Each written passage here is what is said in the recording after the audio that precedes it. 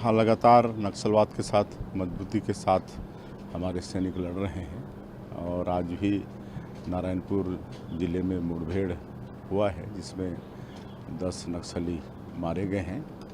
मैं हमारे सैनिकों को इसके लिए बहुत बहुत धन्यवाद देता हूं, उनके साहस को नमन करता हूं और मजबूती के साथ हम लोग नक्सलवाद के साथ लड़ते रहेंगे। सर, जो अमित शाह जी वाला एडिटेड वीडियो का था उसको लेकर मल्लिकार्जुन खड़गे कह रहे हैं कि छवि खराब करने की हम लोग की छवि खराब करने की कोशिश कर रहे हैं प्रधानमंत्री।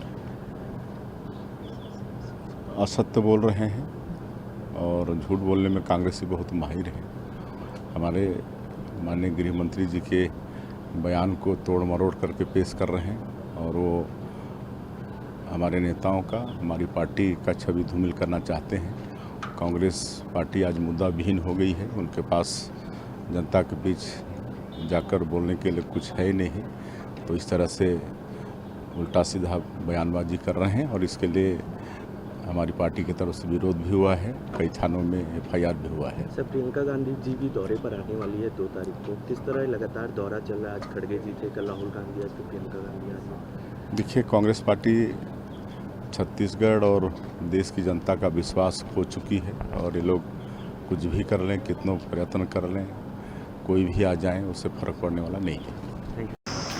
29 अप्रैल यानी कि कल रात से सर्चिंग ऑपरेशन शुरू किया गया था, जो जाकर आज सुबह 6 बजे जहां पर नारायणपुर और कांकेर का सीमा मिलता है अबूझमाड़ क्षेत्र में, वहां पर नक्सलियों से मुठभेड़ हुई और उसमें 3 महिला और 6 पुरुष नक्सली मारे गए हैं।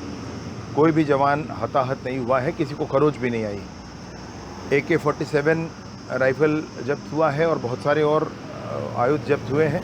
एमिनेशन बहुत जब्त हुआ है, उनका रसद खाने पीने का सामान वह भी जब्त हुआ है। ये सारी चीज़ें जब्त हुई हैं, परंतु अभी 9 नक्सलियों के शव बरामद किया जा चुके हैं। हमारे कोई जवान उनको खरोच भी नहीं आई है। लगभग 45 किलोमीटर, मुख्यालय से 45 किलोमीटर दूर जाकर के ये ऑपरेशन किया गया है। ये बहुत बड़ी सफलता है। सफलता के लिए DRG और STF के जवान, जिनकी संयुक्त पार्टी ने ये ऑपरेशन किया था, वो बधाई के पात्र हैं और सभी लोग बधाई के पात्र हैं। मैं पुनः इस समय भी आग्रह करता हूँ नक्सलियों से, उनमें भटक चुके लोगों से, कि विष्णुदेव जी की सरकार बातचीत चर्चा के माध्यम से इस मसले का हल चाहती है।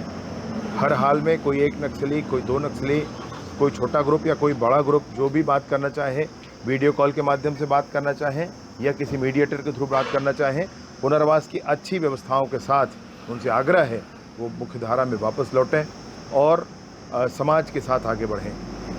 बस्तर में शांति हो, बस्तर के गाँवों तक विकास पहुंच सके, बस इसी प्रार्थना के साथ